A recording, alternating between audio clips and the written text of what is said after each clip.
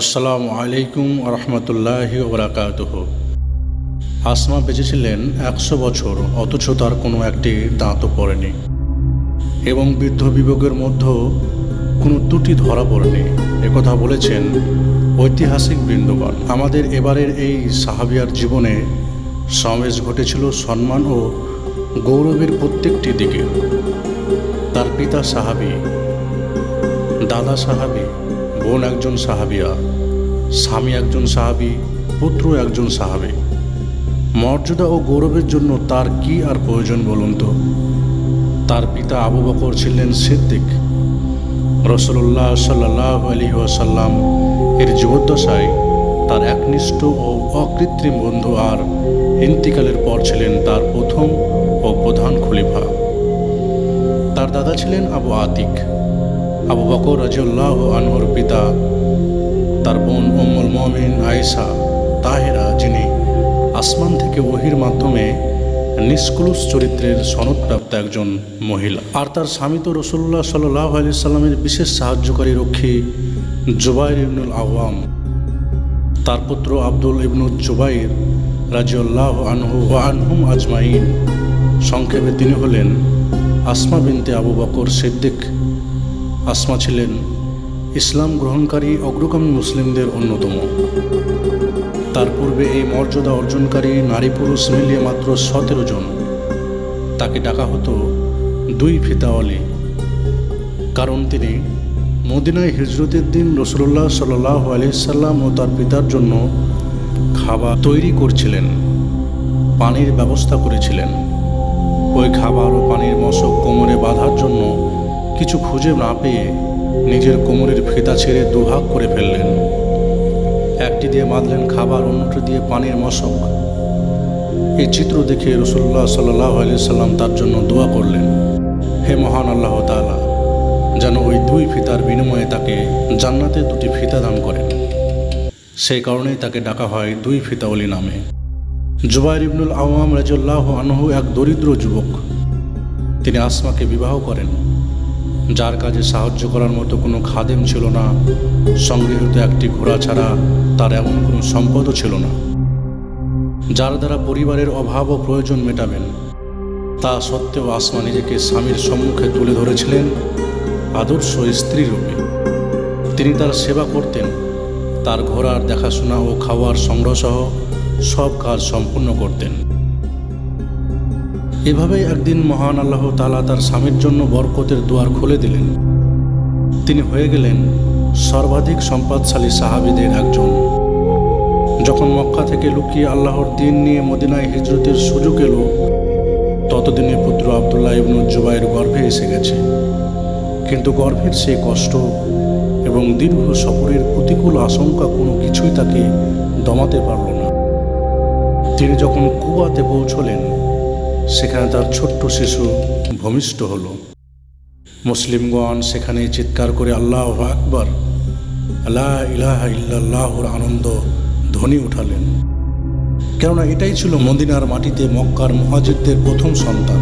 আসমা আপন পুত্রকে নিয়ে গেলেন রাসূলুল্লাহ সাল্লাল্লাহু আলাইহি ওয়াসাল্লামের কাছে এবং তুলে দিলেন তার কোলে। তিনি সামান্য খেজুর চিবিয়ে মুবারক থুতু মিশানো সেই খাবার শিশুটির মুখে দিয়ে দিলেন।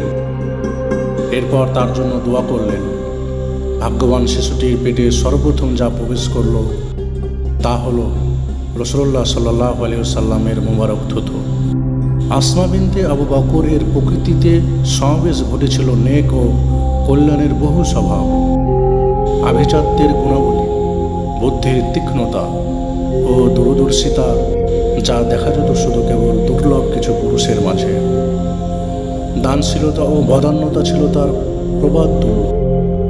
তার পুত্র আব্দুল্লাহ বর্ণনা করেছেন, আমি কখনো এমন দুজন মহিলার দেখা পাইনি যারা আমার খালা আয়েশা ও আমার মা আসমা এর চেয়ে অধিক দানশীল।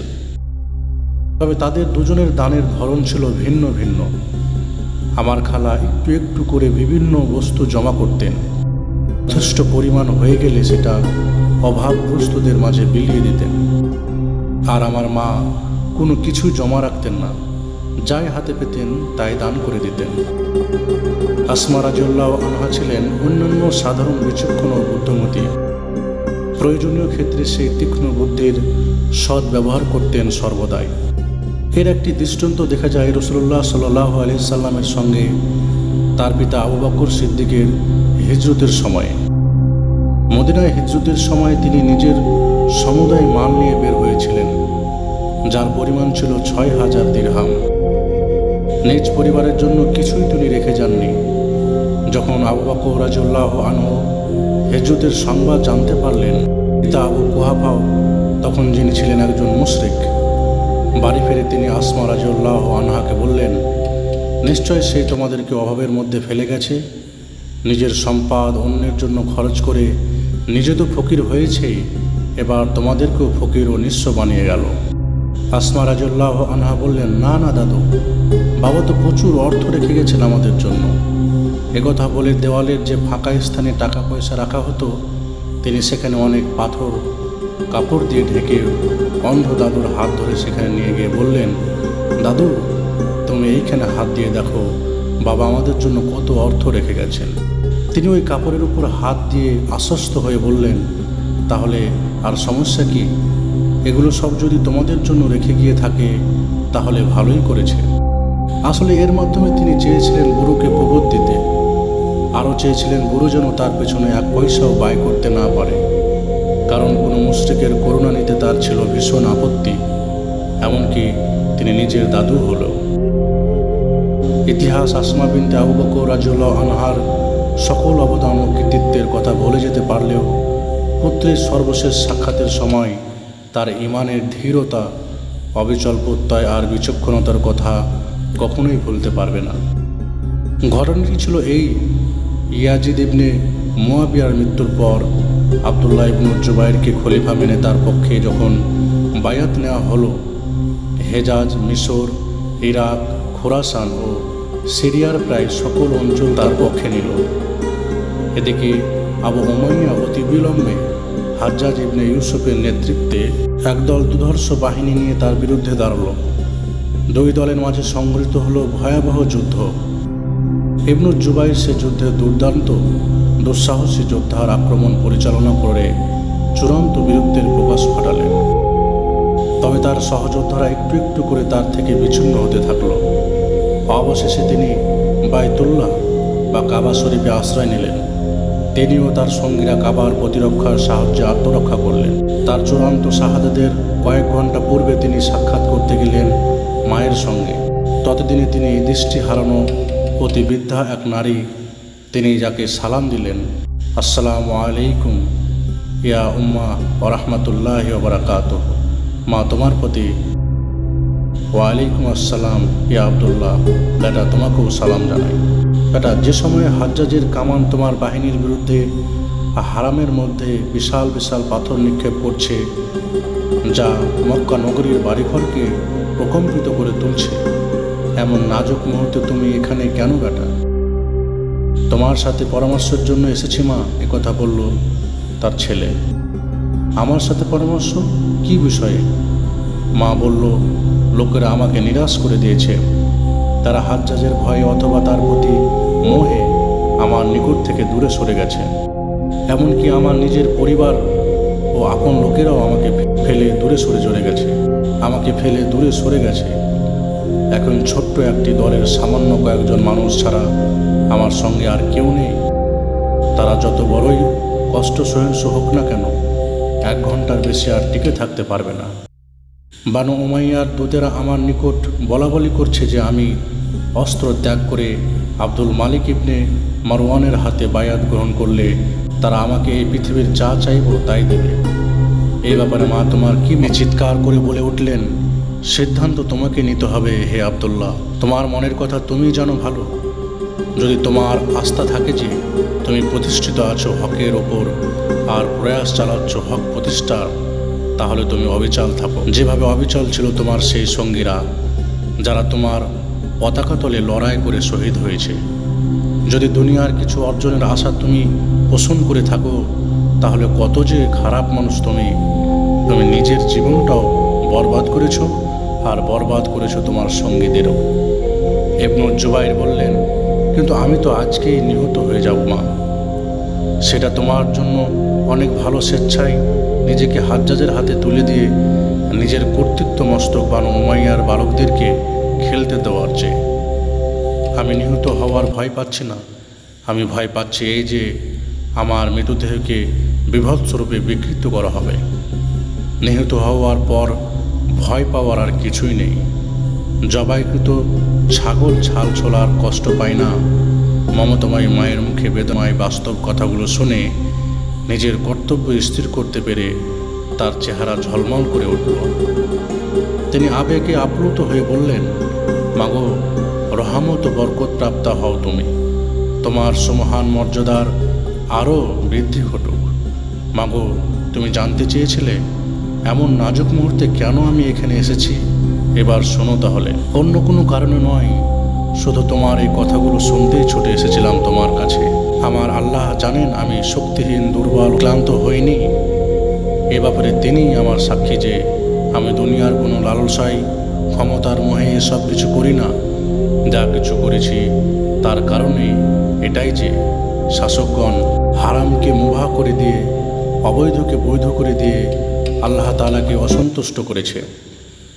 আমি শুধু আল্লাহর জন্য ক্ষুব্ধ হয়েছি।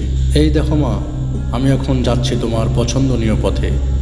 আমি নিহত হলে আমার জন্য দুঃখ করো না মা, আর তোমার নিজের ব্যাপারটি সম্পূর্ণ আল্লাহর জন্য সমর্পিত রইল। বেটা, তোমার জন্য দুঃখ করতাম যদি তুমি বাতিলের জন্য জীবন দিতে।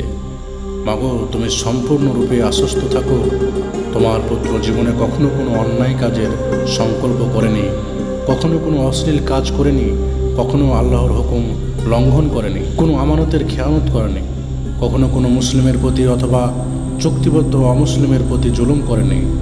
আর শোনো মা, তোমার পুত্রের কাছে আল্লাহর সন্তুষ্টির চেয়ে দামি আর কিছুই ছিল না।